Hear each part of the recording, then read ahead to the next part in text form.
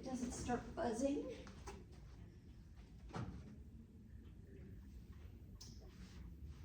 So I've got the schedule up for chapter 3 under the in-class activities. I still have to change the times on some of these. But today we're going to start with a little bit of introduction to Social Security taxes, sort of their origin, a little bit about the history, and the Social Security Act that created the taxes. So we're going to go through, watch a couple of short videos about that, and then we'll get into the details about the two types of taxes, Social Security and Medicare tax, and how they are applied to employees. We're also going to talk a little bit about how they are applied to independent contractors. Now, as a payroll professional, you're really not concerned with how your independent contractors account for their own personal taxes, but it's good information to have to know how that works. So we're going to kind of review a little bit about the difference between an employee and an independent contractor, and then we're going to talk about what are considered to be taxable wages for Social Security purposes, what exactly is included when we do that calculation for what is our wage base for those Social Security taxes. Talk a little bit about tips and how that applies, the Social Security taxes apply to tips. We'll also discuss certain exempt wages. So these are wages that individuals will receive that are not subject to Social Security taxes. And there's a lengthy list of those. We're just going to cover just a few of those exempt wages. And then we'll start getting into the calculations of how we calculate those two taxes for both for employees and for self-employed individuals. Okay, so let's start out. Any questions before we get started? No? All right, so let's have a little history lesson here.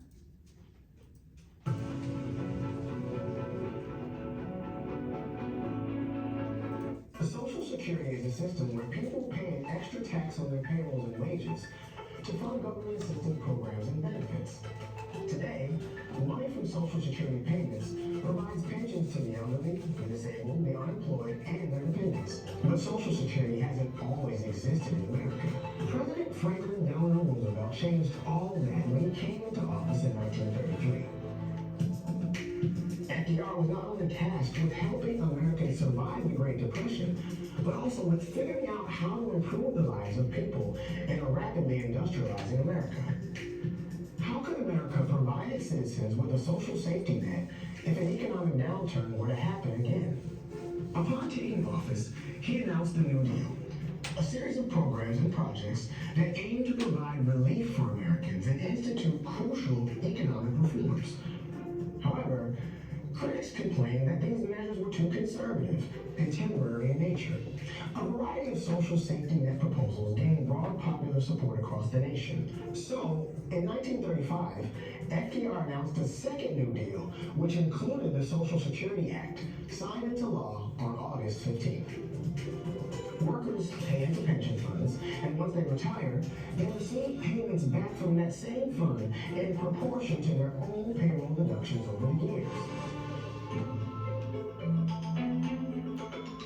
Implementing Social Security was not an easy task.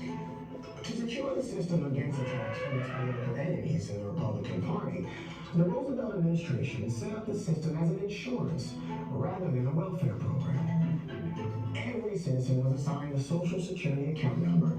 During the remainder of the 20th century, Social Security went through many changes as the Act was amended several times. The 1939 amendments added dependent benefits for the spouse and minor children of a retired worker, and also survivor's benefits to be paid to the family of a covered worker in the event of premature death. In 1950 and 1954, Congress made farm and domestic service workers eligible for Social Security. In 1956, President Dwight D. Eisenhower signed into law amendments to the Social Security Act, which established the Social Security and Disability Insurance insurance program. Under President Johnson, the amendments of 1965 created Medicare, a basic program of hospital insurance for persons aged 65 and older. In 1983, under Reagan, further amendments made Social Security payouts subject to taxes and began to gradually raise the age of retirement. To this day, Social Security remains a central part of many elderly Americans' lives, allowing them to feel some economic security in their old age. The proportion of retirees to workers on payrolls increases as Americans have longer lifespans, leading to increasing debate over the viability of Social Security, the centerpiece of FDR's New Deal legacy.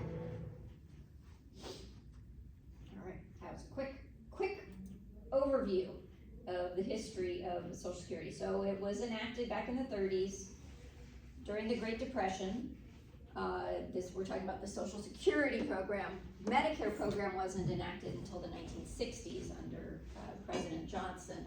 The Social Security program provides different types of benefits to eligible recipients. What we mostly know it as is a retirement benefit, whereby individuals pay into Social Security throughout their lives, and then they receive a set benefit payment based upon how much their highest earnings are during their eligible years of work. Then they receive retirement benefits until their death. But Social Security also provides disability benefits for eligible individuals,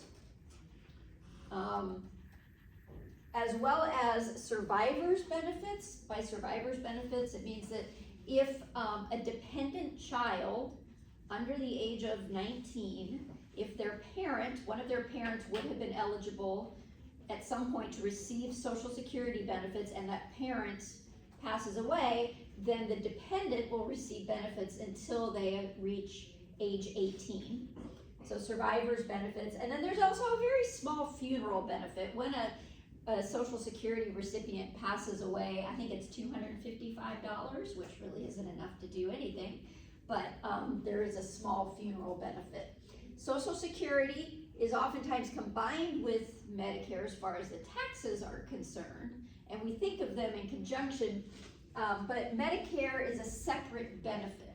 So Medicare provides health insurance to retirees as well as individuals who are disabled. So there are some age requirements and disability requirements for both of these programs, but that's from the recipient's point of view. So when we're talking about the taxes that are going to be withheld, those taxes help to pay for these programs. Okay? So we'll go on to the second video here, if I can get to it.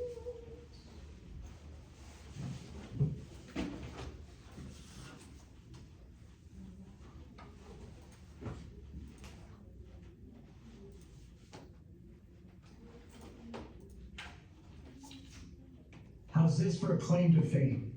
I was an early investor in Today in the Daily Dose, the Social Security Act. Prior to the Industrial Revolution, elder care and support was generally provided by family and friends within largely agrarian societies, while early in the 17th century, Great Britain established poor laws, which was the first time that a government acknowledged its responsibility to the elderly, the disabled, and the less fortunate of her citizens. After the Pilgrims brought England's poor laws with them into the New World, the first major American public assistance program began during the Civil War, when the federal government began making payments to hundreds of thousands of disabled veterans or their widows and orphans, left behind by a veteran's ultimate sacrifice. Beginning in the 1870s, the Industrial Revolution dramatically reshaped the American landscape, enticing many to leave family farms for expanding job opportunities available within industrialized cities. While rising urbanization ushered in improved sanitation, increased life expectancy, and affluence for many Americans, The divide separating the elderly, the disabled, and the less fortunate became much more apparent, while the Great Depression left millions of Americans unemployed, underfed, and desperate for outside help. That all changed when President Franklin D. Roosevelt implemented his New Deal policies intended to offer a hand up to struggling Americans, including the Social Security Act of 1935. Borrowing a concept first employed in Europe, FDR proposed a system in which working-age Americans contributed part of their income into a payroll tax maintained by their employer, setting in motion a perpetual means of compensation to the retired generation of workers who came before them. After a period of heated debate in both houses of Congress, FDR signed the Social Security Act into law on August 14, 1935, which in turn created a retirement pension program, an unemployment insurance program funded by employers, health insurance for people experiencing temporary financial distress, financial aid for widows with children, and financial assistance to disabled individuals. A little more than a week after its rollout, more than 1 million Americans had enrolled in the program, receiving Social Security cards that bore their unique Social Security number, while 4 months later, 26 million Americans now used their Social Security numbers to track their earnings and accrued benefits, making the Social Security Act an ongoing safety net for Americans everywhere. And there you have it, the Social Security Act of 1935. Today in the Daily Dose. If you like learning something new, Okay, so most people in this country have a social security number, and that's the number that is attached to your personal social security account. That social security number is used on all of your individual tax documents. When you file your income tax return, your social security number is included. When you receive a W-2 form from your employer, your social security number is attached to that. And it's something that sticks with you throughout your lifetime here in the U.S. and it's all associated with that social security program. Any questions or comments about the videos? All right, so let's start talking through some more details.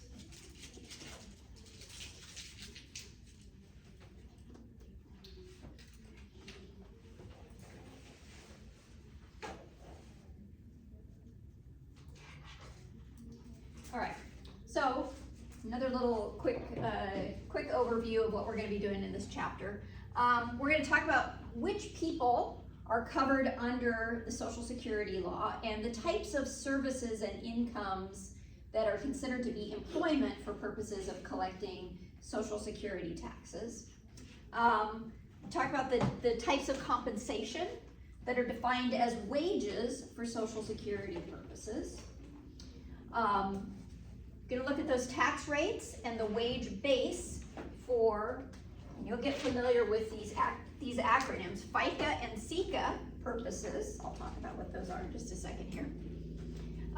The different requirements that we have for depositing FICA taxes that have been withheld from employees' wages, and then also how we report. So this is depositing the taxes, this is reporting the taxes, the amount of taxes that should have been deposited. So those are the main things, oops, back here, that we're going to talk about. Now, first off, let me talk a little bit.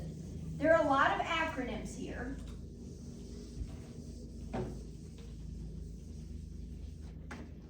So FICA comprises both of these taxes. FICA stands for Federal Insurance Contributions Act. So it's a piece of legislation. Both of these taxes, Social Security and Medicare, are under the umbrella of the Federal Insurance Contributions Act. So if you hear the term FICA, you think it's both of those taxes, Social Security and Medicare tax. Social Security, otherwise known as OASDI, this is Social Security.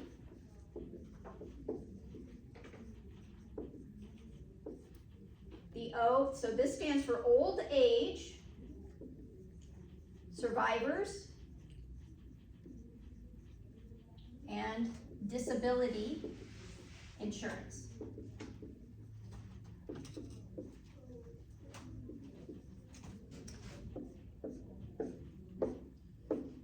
Otherwise known as Social Security, but you'll hear me say Social Security sometimes or OASDI sometimes. Know that those two terms are interchangeable. They mean the same thing. Okay, so under FICA, we have OASDI, and then we also have Medicare.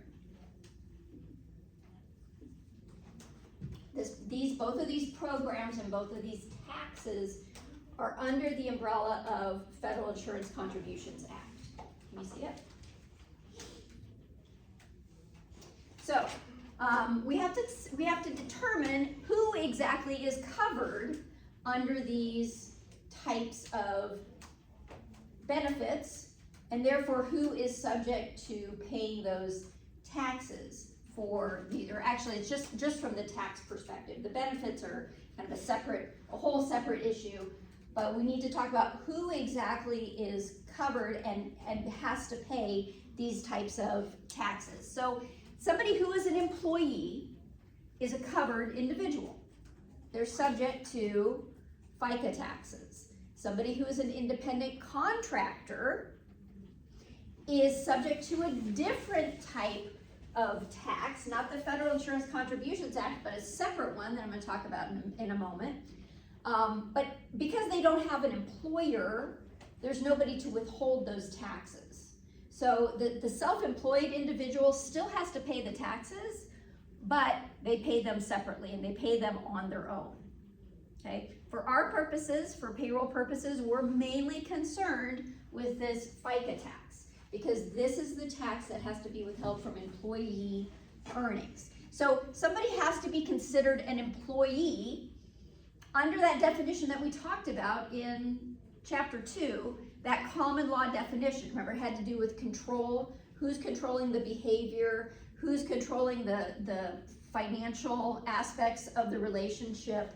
It all goes back to that. Also, the service that the individual renders has to be considered as employment.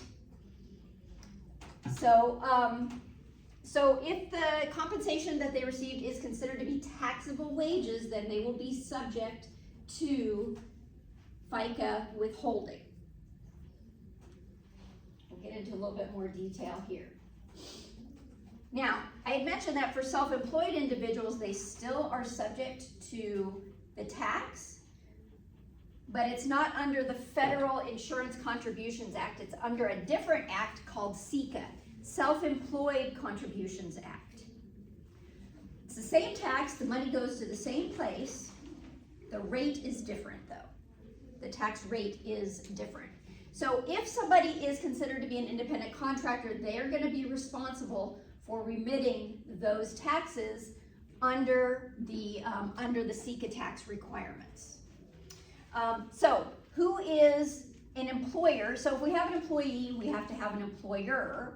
An employer, every person is an employer if the person employs one or more individuals for the performance of services in the U.S. So if you have an employee, you are considered to be an employer. That's important because that means that you are required to withhold FICA taxes for your employees. So a person could be an individual. It could also be a trust or an estate or a partnership or a corporation. So that's a little bit weird. Usually we don't think of corporations as being people, But in this case, for purposes of our definition, a corporation could be a employer subject to the requirements to withhold FICA taxes. A partnership as well could be, if they have employees, would be considered an employer for purposes of withholding FICA taxes. So employment would apply to any service performed by employees for their employer, regardless of the citizenship or residence of either one. There are certain occupations that are specifically covered. So full-time life insurance salespeople, commission drivers of food and beverages or laundry and dry cleaning, full-time traveling or city salespeople, and individuals working at home on products that the employer supplies and are returned to furnish specifications. These specific definitions are just to clarify that these individuals would not be considered independent contractors for FICA purposes. So even though some of their activities may lead you to think that they could be considered independent contractors, for FICA purposes, they are not considered independent contractors. They are considered to be employers.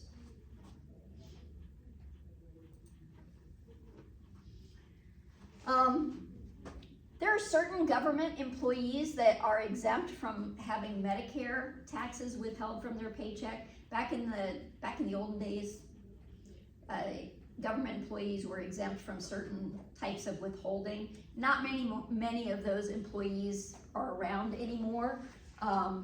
Most of the government employees would now be subject to both OASDI and Medicare taxes. Expatriates, so these are individuals who are American citizens, but they are living abroad. They may be working for a foreign company, in which case their wages are not going to be subject to FICA taxes. But if they are working for an American company, then their wages would be subject to FICA taxes. So it depends on who they're working for. Family employees, so certain situations, children under the age of 18 may be exempt from FICA taxes. So if you have a small business and you employ your child who's 16 years old, you do not have to withhold FICA taxes for your child, for them. If they were to work though somewhere else, they would be subject to FICA withholding. Okay, so there are certain exemptions there. Household employees, these are those nannies, babysitters, gardeners, whatever, those individuals who work within a household, and they're considered to be an employee. They have to be considered an employee. If they make cash wages of $2,600 or more per year, then they are subject to FICA taxes. That has to be withheld by the employer. If, again, we come back to this issue of control. So if that individual is under the control of the homeowner, the household, then they would be considered an employee. And then if they're paid $2,600 or more in a year, they would have to have FICA withholding. Okay? If it was less than that, they would not. Or if they're not under your control. So if you just hire a housekeeping service to come in every couple of weeks and they have clients, many different houses that they clean, then they're not really under your control. They would be considered an independent contractor, and so you would not have to withhold any FICA taxes, even if you did pay them over $2,600 in a year. Again, we come back to that control issue. There are other certain exemptions. Inmates, so individuals who are incarcerated and are earning, have jobs while they're incarcerated. Medical interns, student nurses, and workers serving temporarily in case of an emergency. So there are some specific exceptions to these rules, but they are pretty specific. All right. Independent contractors. So remember, we went through quite extensively that difference between an employee and an independent contractor. Independent contractors, they don't have an employer, so they don't have any withholding from payments that are submitted to them. So it's their responsibility then, and it's usually done on a quarterly basis during the year. It's their responsibility then to calculate what those FICA taxes would be and to remit those then to the IRS. So again, they talk about a little bit that whole misclassification issue. We went through that a lot, so I don't want to spend too much time on that. Just a reminder that there can be some pretty stiff penalties if somebody is misclassified as an independent contractor and should have been classified as an employee. Now, this is a really good example. Actually, FICA brings up a really good example of why that misclassification, why the IRS might have a problem with misclassifying workers. Because if somebody is an employee, they have no choice about whether or not that FICA tax is going to be withheld from their check, right? It's just going to be done. It has to be done. The employer's responsibility is to do it, so those taxes are going to be withheld from the employee's check. However, if you're an independent contractor, now it's on the individual to make those payments in a timely manner and in full. So the chances of those payments not getting paid increase significantly for independent contractors.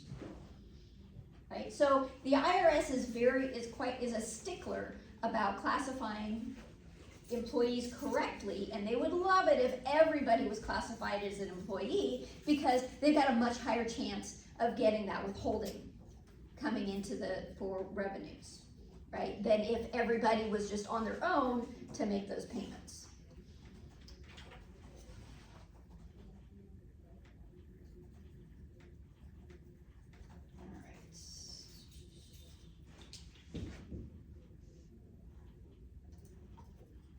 Okay, so what do we consider to be taxable wages?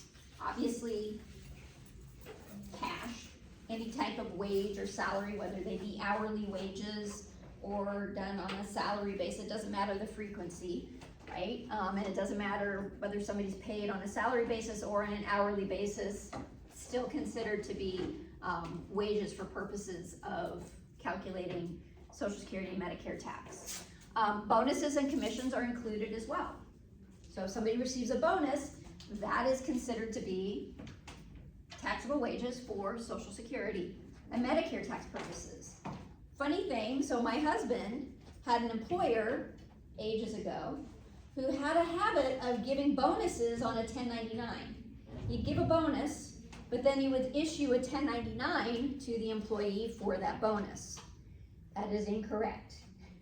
And that would be in violation of the law to do that. Now, the employer was an attorney, so he really should have known better.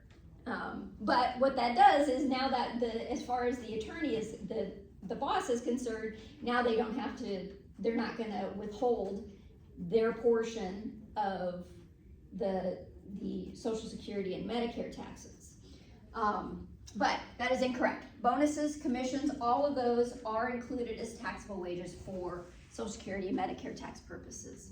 The cash value of meals and lodging provided for the employee's convenience, not provided on the employer's business premises. So if it's for the employee's convenience, the employee just decides that they're gonna, so like you're at the end of the shift, I think I gave this example before, you're a server and you're at the end of the shift and you can go home, but your employer is going to let you stay and have a meal if you want, but you're not on the clock. That's for the employee's convenience. The value of that meal is actually considered a taxable wage. Should be included in their wages, and they should have withholding, Social Security and Medicare tax withholding taken out for the value of that meal. Now, does it happen? Unless it's a large establishment that is a chain, probably not. But technically speaking, it is supposed to be done. If it's for the employer's convenience, though, it is not taxable to the employee. Also, the fair market value of any non-cash compensation. So gifts, and there is a certain dollar threshold for gifts. I can't remember what it is off the top of my head. Stock. So if an employer pays you in stock, And that happens quite frequently when you work in the corporate world. I think principal will do this. But different employers will give their employees stock in addition to paying them their wage. You know, it doesn't cost the business anything to give them this stock, but the value, the fair market value of that stock is considered a taxable wage to the employee. And then also certain types of fringe benefits. Examples here, personal use of a corporate car. So if your company allows you to use a car for business purposes, but they just allow you to keep it, and you can also use it for personal purposes. So you take the car home, you go and visit clients with the car, but you also go and pick up your kids at school, you go to the grocery store, all that stuff. That personal use of that vehicle is a taxable benefit. So it would be included as wages for the employee and would be subject to FICA taxes. Tips. Tips more than $20 a month per month would be considered taxable for FICA tax purposes. So this is different than the $30. Remember, to be considered a tipped employee, your tips had to exceed $30 a month. This is, okay, you are considered a tipped employee. Amounts over $20 a month are subject to Social Security and Medicare tax withholding. How does that work? So what happens usually is the employees will report their tips. So what is it? We're in February. So employees would be keeping track of their tip amount for the entire month of February. And then by the 10th of March, they submit a form.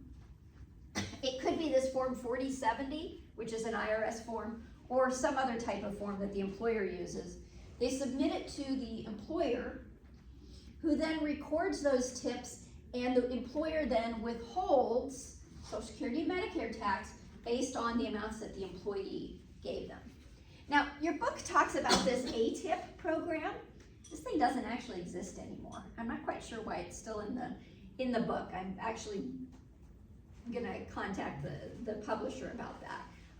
There are different types of programs that are out there where you can, the employer can assume a certain amount of tips. Okay, so they call them allocated tips, so that they don't have to do that monthly reporting, but the employer will not withhold any Social Security and Medicare tax if on allocated tips. Allocated tips are not necessarily actual tips, they're assumed tips. Okay, so it kind of cuts down on some of the record keeping requirements.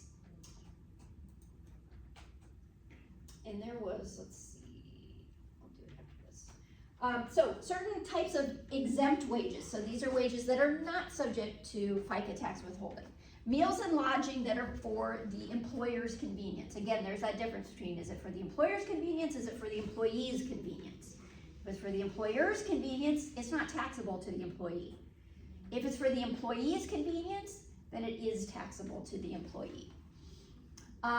Sick pay, now what they mean here by sick pay is disability pay. Not sick pay like you're taking a sick day that your employer gives you.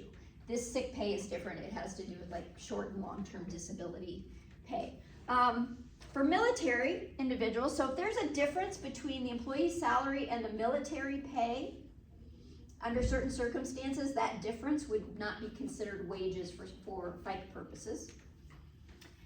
Employer contributions to a retirement plan. So oftentimes employees will work for an employer that contributes a certain amount to a retirement plan on their behalf. So like a 401k is usually a cost sharing plan where the employee contributes some, the employer contributes some. All of it goes into an account that is then owned by the employee. The employer's contribution is not subject to FICA taxes. It's not considered to be wages to the employee. So it's just kind of, until they actually withdraw the money when they retire, it's not taxable to them. But upon retirement, when they withdraw the money, or whenever they do withdraw the money, that's when it would become taxable to the employee. But until that time, it's considered exempt for FICA tax. Now that's just only the employer's portion is considered exempt for FICA purposes. Okay. Employer provided education assistance. So any job related educational expenses. This is like training. Like if your employer, maybe if you're a CPA and you have to do continuing education every year, and your employer pays for your continuing education, that is not taxable. The value of that is not taxable to the employee. Okay. Also, non-job related expenses up to $5,250 are exempt. So if your employer, if you're lucky enough to work for an employer that will help you with tuition assistance, they can pay up to $5,250 a year on your behalf toward tuition, and it's not taxable to the employee for FICA tax purposes. Okay, so these are some things that are specifically exempt from that FICA tax.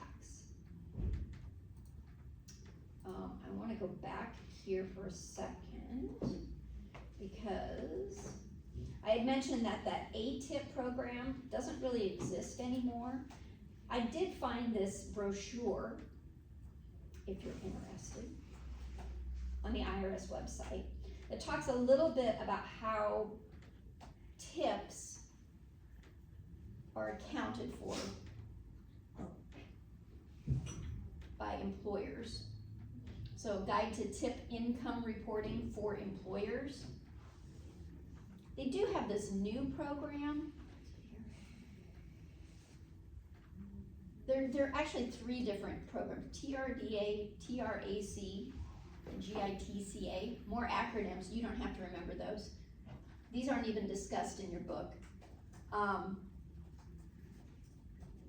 There's a table here that kind of, so TRAC, with the TRDA and this GITCA, you have to work with the IRS to come up with an agreement as to the amount of the tip rate. So is it gonna be 8%, is it gonna be 10%?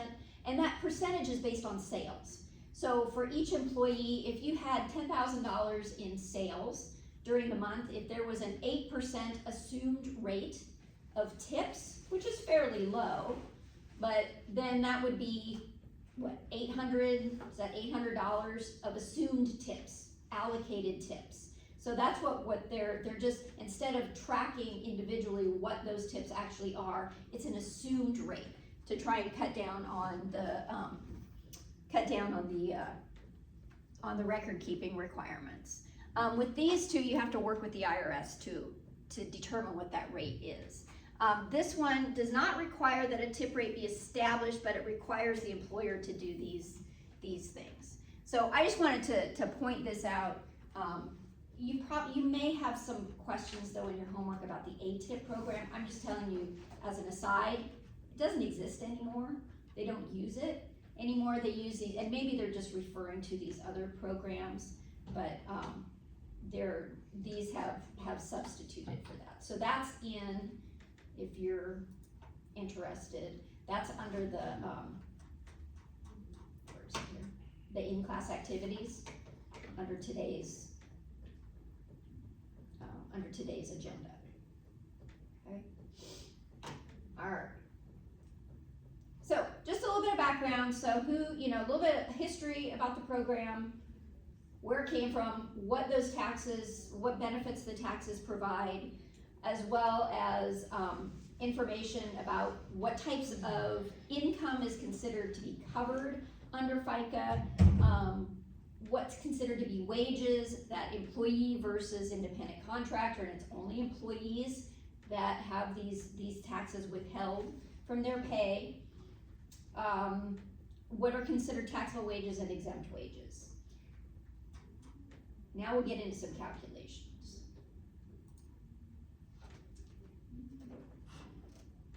Any questions so far? All right.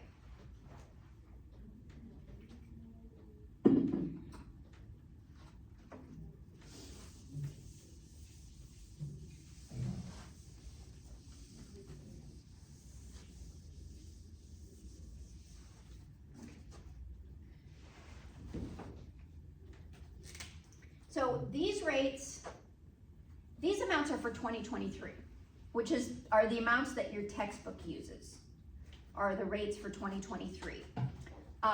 Actually, the tax rates are the same in 2025. For purposes of your homework, you're going to use the 2023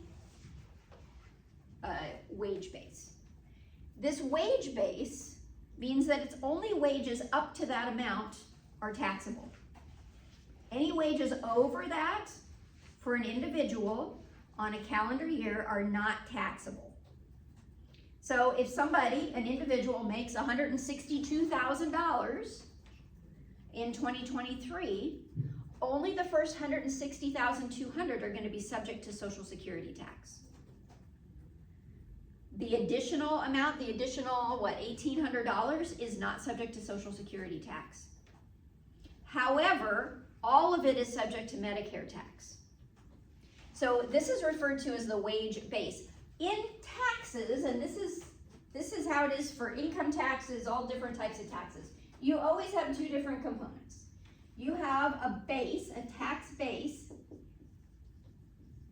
which is the amount that's being taxed, right? So whatever it is that's being taxed. If your income is $10,000, that's your tax base, $10,000.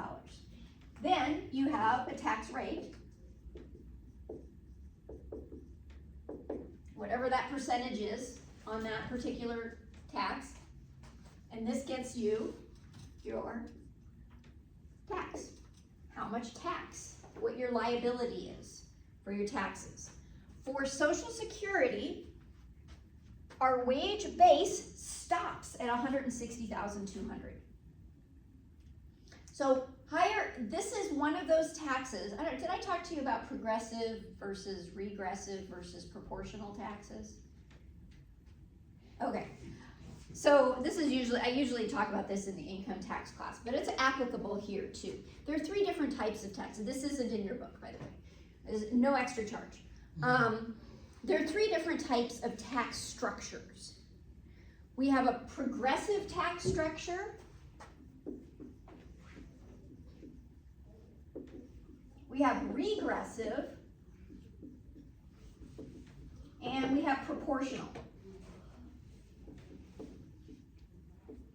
So, with a progressive tax structure, as the income, or the base, I should say, use the right terminology here, as the tax base increases, the tax rate also increases.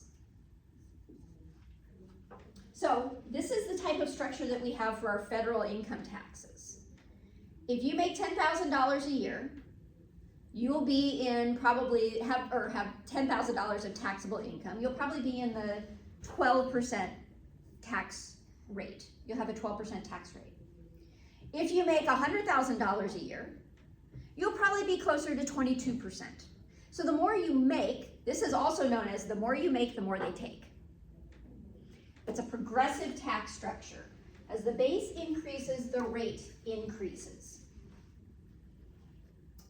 Regressive, as the base increases, the rate decreases. That's Social Security.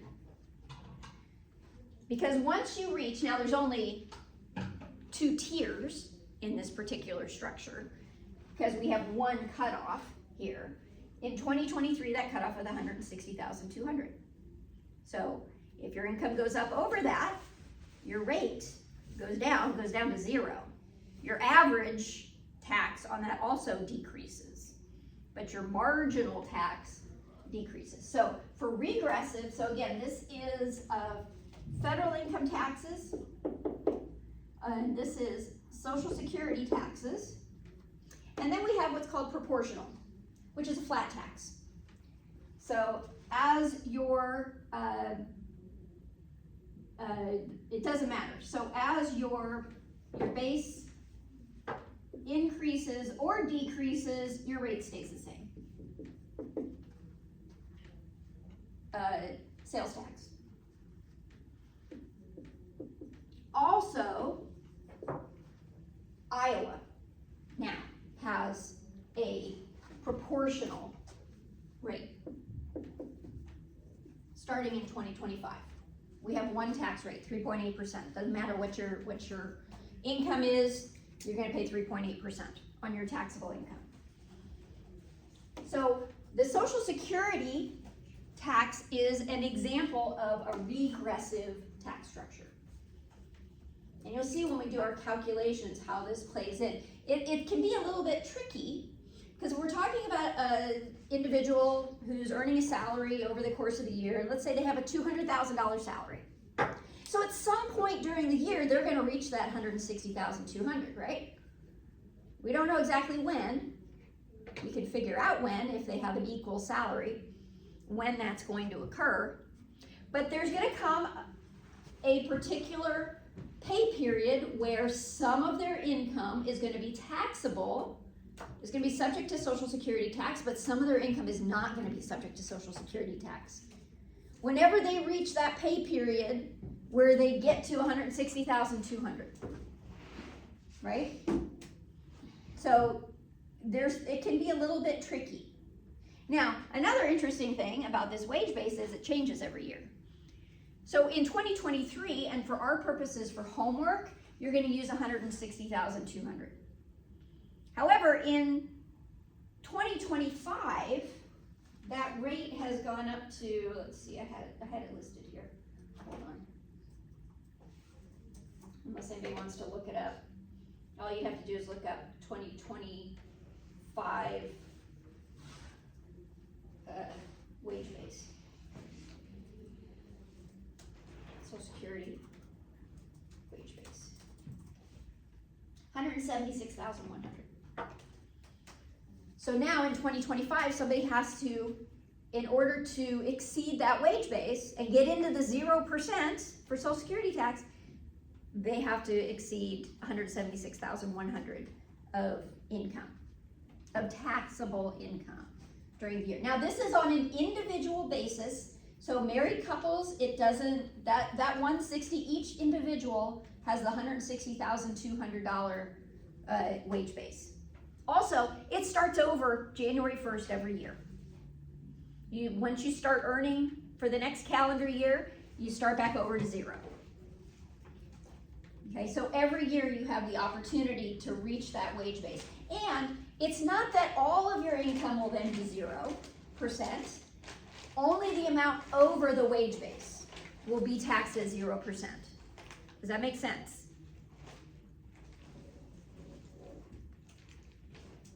Hello? Hopefully when we do some problems, it'll make a little bit more sense to you. So, the tax rate, okay, now that I've said that, so this is a good thing to have though. Tax base times your tax rate is going to equal what your tax is. So, let's see if I remember how to do this table.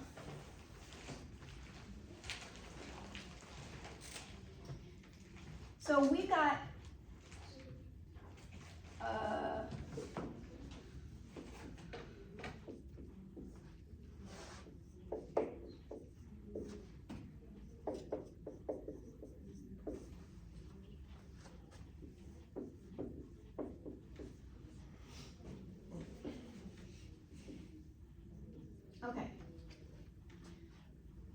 our tax rates.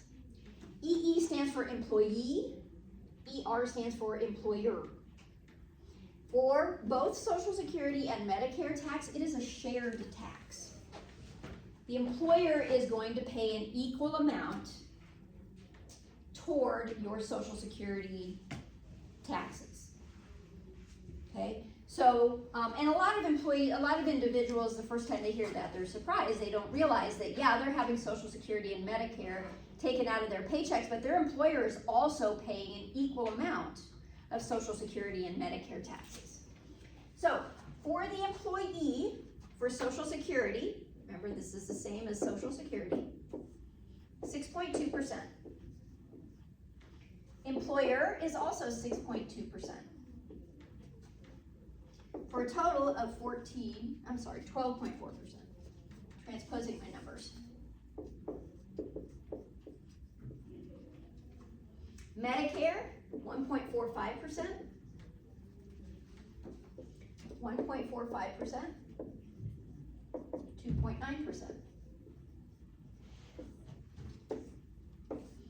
For a total of 7.65%, 7.65%, and 15.3%. That total amount is also the amount self-employed individuals pay. So, the SECA tax, over here, is the total. So when you're self-employed, you have to pay both halves of that tax.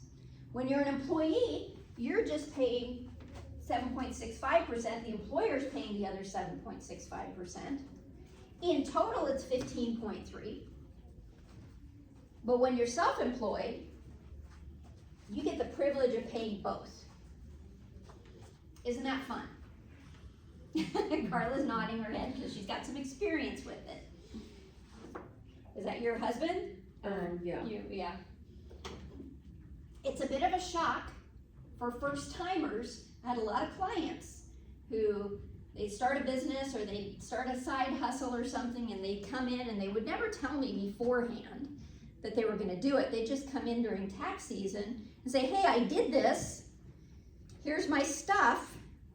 And I'd have to tell them, well, guess what? You're not only paying income tax on that money, you're also paying SECA tax on it.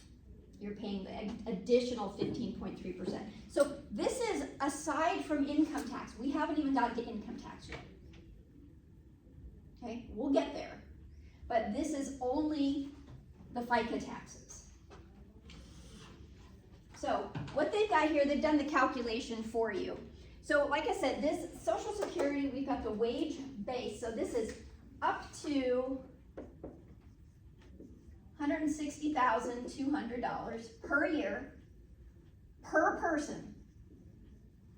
After that, that tax rate goes down to 0 for the employee. Okay, it goes down to 0. Also, for the self-employed individual, if they exceed $160,200, that goes down to 0. That's a big savings. That's a huge savings if you're saving 12.4% on the amounts over that 160,000.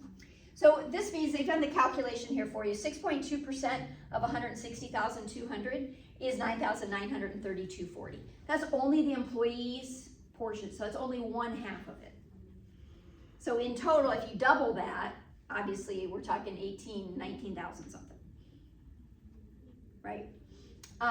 Medicare tax, there is no wage base. It's unlimited.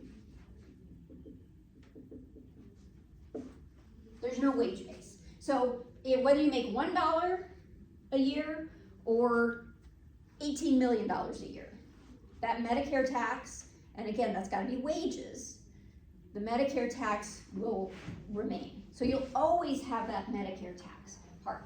In fact, with Medicare tax, there's actually an additional Medicare tax.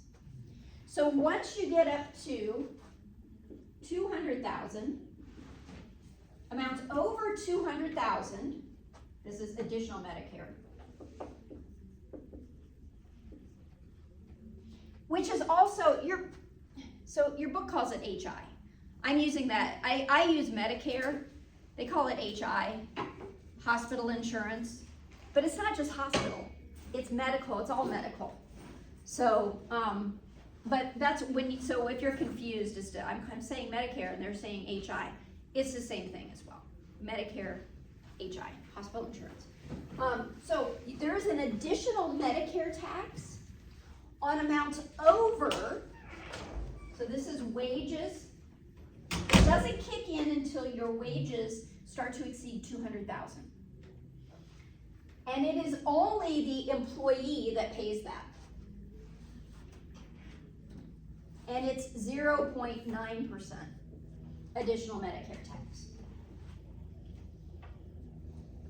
So if somebody makes $210,000 a year, I hope we all can make that someday. $210,000 a year. They're going to get taxed on the first $160,200 for OASDI. they're gonna get taxed on all 210,000 regular Medicare tax, and then they're gonna get taxed on $10,000 of it for additional Medicare tax. Okay?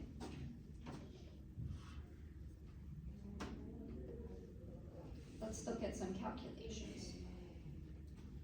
All right. So, do you want me to, I can take a picture of this. Well, no, I can't because my phone's over there. So if anybody wants to take a picture of it before I erase it, because I'll probably, get out of your picture.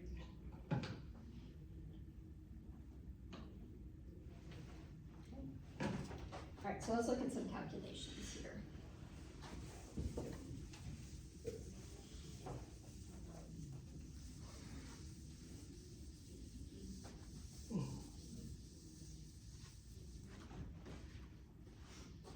All right. Hold on just a second to see where we are on the schedule.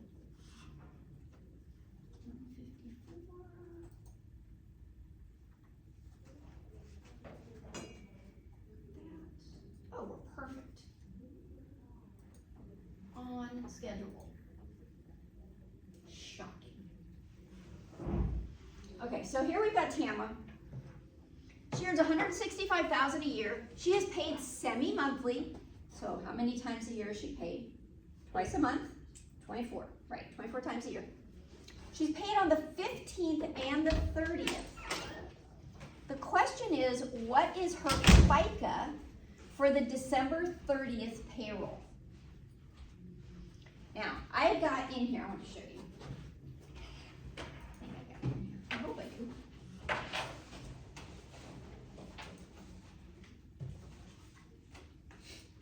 Under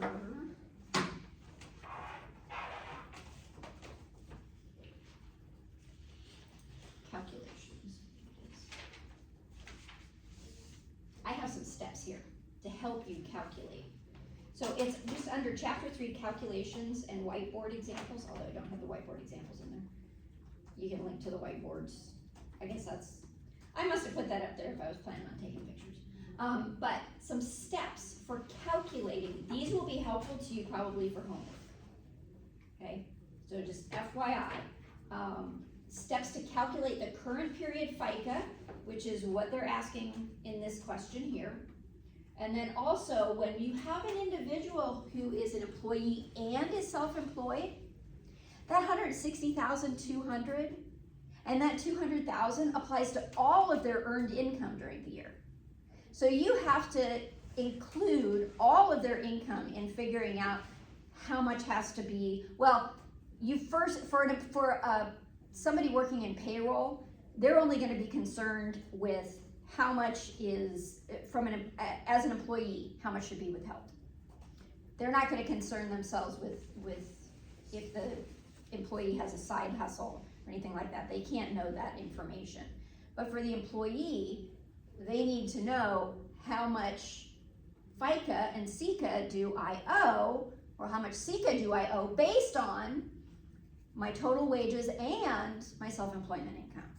So this is another calculation. We'll have some examples of there too, but this is another calculation, step-by-step calculation on how to determine that when you've got somebody who has a job and they are an independent contractor, calculating what that tax is.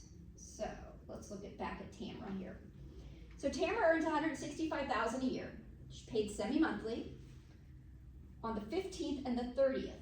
So determine the FICA for the December 30th payroll. In fact, let's do this. So she's $165 a year, semi-monthly.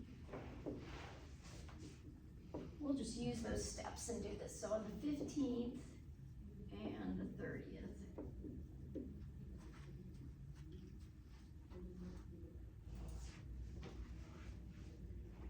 Okay.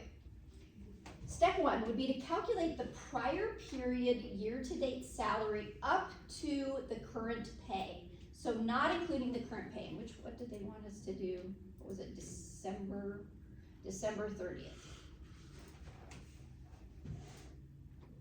Okay, so we need to know how much she's made up to, but not including the current pay. Okay, so we have to figure out how many, oops, that's a 0. How many pay periods has she had so far? We've got to figure out how much she gets paid per pay period, and then how many pay periods has she had so far? So, 165,000 divided by 24 pays. This is to get how much she gets paid per pay period. So 69,000. I get that? That's not right. That doesn't make sense. 68.75. That sounds more like it. 68.75 per pay. As of right now, before this last pay, how many pay periods has she had? So not including the December 30th pay, how many pay periods has she had so far? She gets paid twice a month.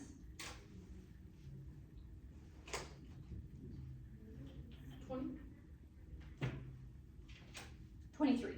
Oh.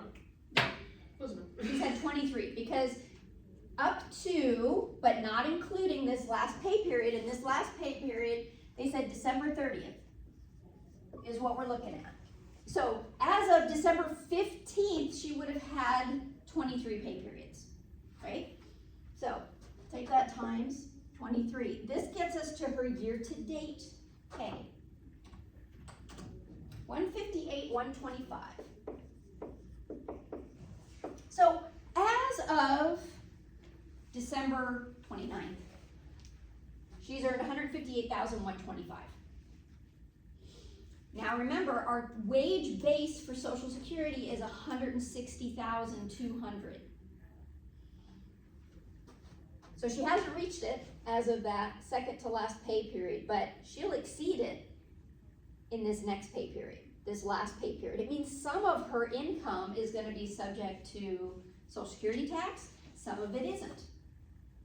All of it's going to be subject to Medicare tax, and she hasn't reached 200,000, so we're not going to do anything with the additional Medicare tax, right? But we do have to determine, so the Medicare tax part is easy, but we have to figure out how much Social Security tax. All right, now, calculate the OASDI wage base minus the prior period year-to-date salary.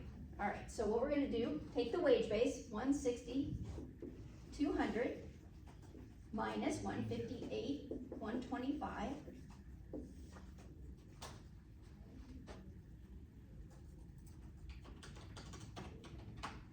Oops, typing too fast.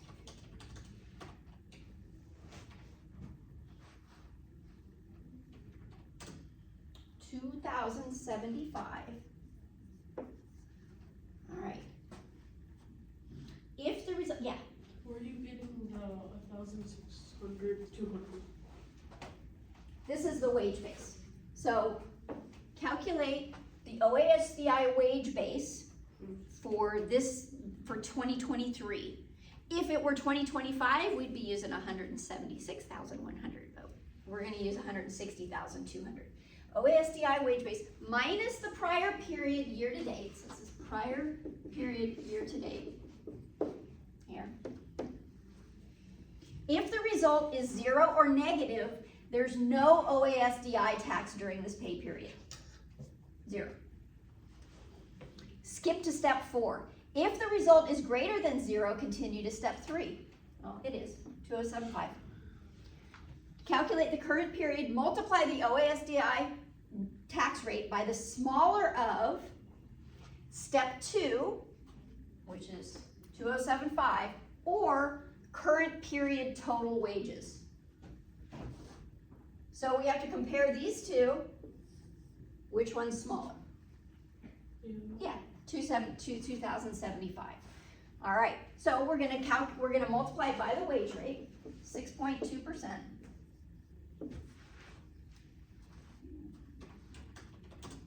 $128.65. This is is her OASDI. Only $2,075 is subject of this paycheck is subject to Social Security tax.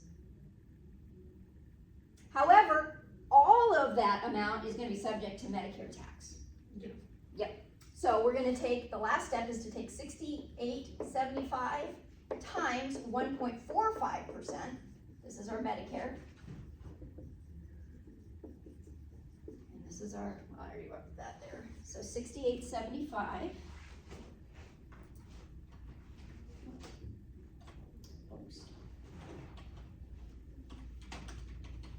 And be careful here, it's 0.0145 when you're doing that. So $99.69 for Medicare tax. And then you can add the two together. And that's the current period FICA tax. So let me go back to, and this here, I think they're just asking for, oh, this is several steps. This is going through this whole, all the steps because it continues on here. So first, find prior year, year-to-date payroll, which we did. So she gets $68.75 per pay times 23 payrolls, $158, $125. That's great. That's what we've got. Is this gonna go? There we go. How much will be taxed? $160, $200 minus $158, $125. $2,075 is going to be taxed. Social Security tax is $128.65. The employer's portion, now if it's the same employer, yes, that's what they would pay. Okay, we'll go through another kind of a more complicated issue when you've got somebody who works 2 jobs during the year. Each job doesn't exceed the wage base, so maybe they're making $100,000 a year at one job, $100,000 a year at another job. Together, they exceed the wage base, right? And remember, I said it's per person per year, not per job, but per person per year. So that means they're going to exceed the wage base. However, each employer doesn't know that. The individual employers, they didn't exceed the wage base. So the employer is going to pay all of their share. The employee is also going to pay 100%, so they will have overpaid. They'll end up getting that back at the end of when they file their tax return. The employee will, the employer doesn't get anything back, but the employee will get their portion back. Okay, so $128.65 for each, the employer and the employee. Social Security, Medicare is $99.69. So together, $228.34 for each of them, added together. How are we doing on time? 2:06. Questions?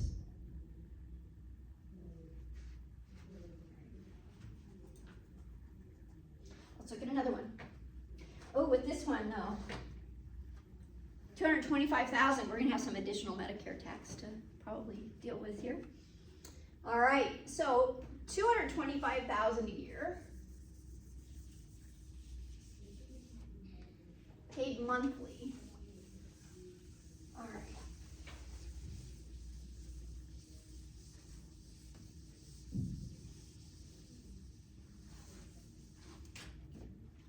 So $225,000 a year, paid monthly. Determine the FICA for the November 30th payroll. Okay, so remember, we're going to take the $225,000 divided by 12 months to get the monthly amount. Well, they've already got that for us. So $18,750 a month.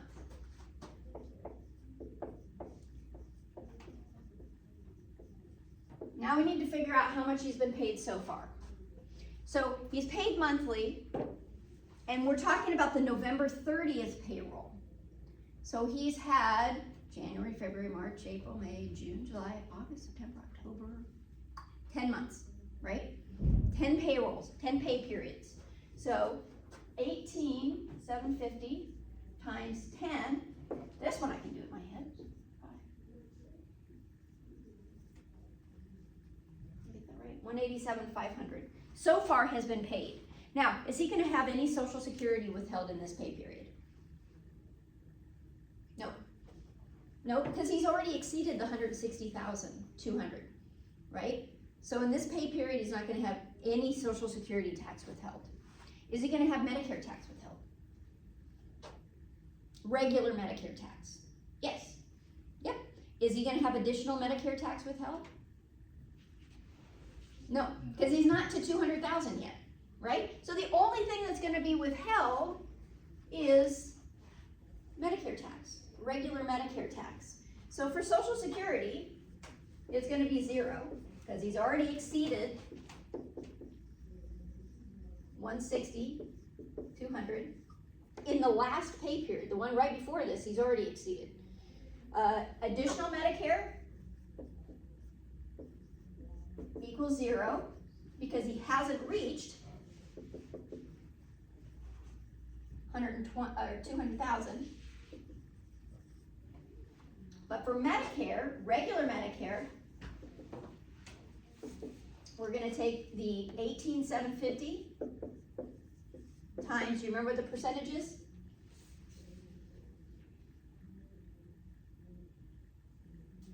That's okay if you don't. You will, believe me. 1.45? Yes, 1.45%. So.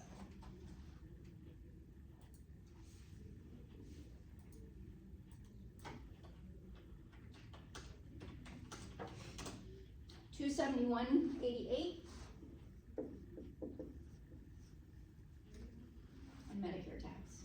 That's all that's going to be withheld.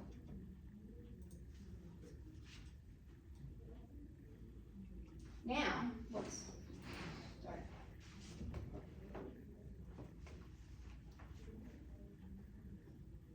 Oh, okay. So for the, oh, I'm sorry. Additional Medicare actually isn't gonna be 0. It was 0 for the last pay period. Sorry, my bad. So now for this pay period, he is gonna have some additional Medicare tax. And the additional Medicare tax, what you're gonna do, like in this case, we're gonna determine how much he then has made current year to date. So if it's, so this is the 11th pay period, right? So, where's it? 187,500. 187,500 plus 18,750. So now he has made $206,250. So additional Medicare, year to date, including this pay period, which is, what did I say, 206,250? Minus 200,000. So 6,250 is going to be subject to the additional Medicare tax. The amount over 200,000. So 6,250 times 0.009. Gotta get those 2 zeros in there. Otherwise, you're calculating 9% if you just do 1 0. So 56.25.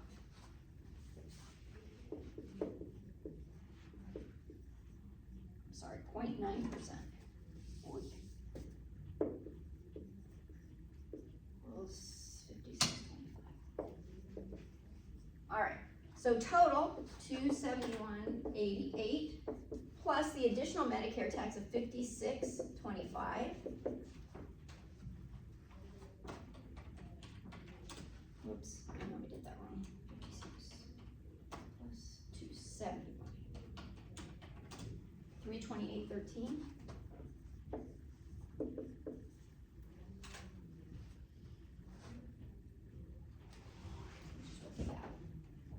Now here's an extra question. Uh-oh. How much is his additional Medicare tax and Medicare tax going to be in the final pay period? Well, first off, how much is his Social Security tax going to be in the final pay period?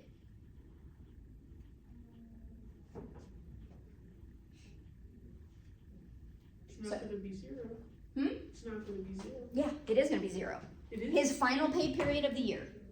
Because he's already exceeded the 160,200, right? So in his final pay period, the one in December, he'll have 0 Social Security tax. How much Medicare tax is he gonna have in that pay period?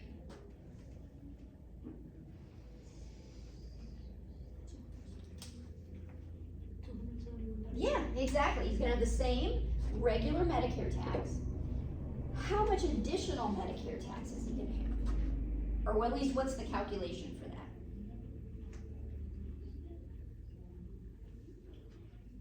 Is the one we got?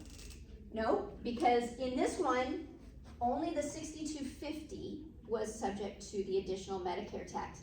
But in the next pay period, all of it's gonna be subject to the additional Medicare tax, because it's all over 200,000, right?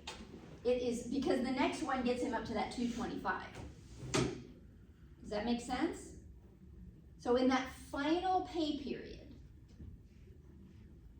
he's gonna be subject to no Social Security tax, the same Medicare tax, but for additional Medicare tax, all 18,750 is gonna be subject to the additional Medicare tax. Because remember, once he reaches 200,000, everything above that is gonna be subject to additional Medicare tax. Everything over and above. So because he reached 200,000 in the 11th pay period, then the 12th pay period, he's gonna have to pay additional Medicare tax too. So that's gonna be times 0.9%.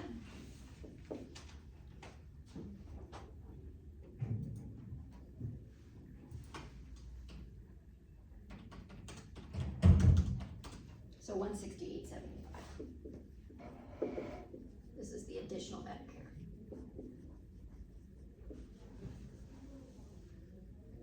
Okay, so the final pay period, so he's gonna have,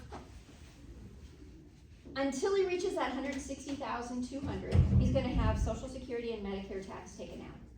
Once he exceeds 160,200 but hasn't reached 200,000, he's just gonna have Medicare tax, right? Once he reaches 200,000 and beyond, he's gonna have regular Medicare tax and additional Medicare tax, but still no Social Security tax. Until the end of the year, and then January comes and it all starts over again, and he starts at 0. Okay? All right, we'll leave it there for now because we're out of time. We will start, ooh, this is fun. Okay, so we'll start talking about the Self-Employed Contributions Act and the Self-Employed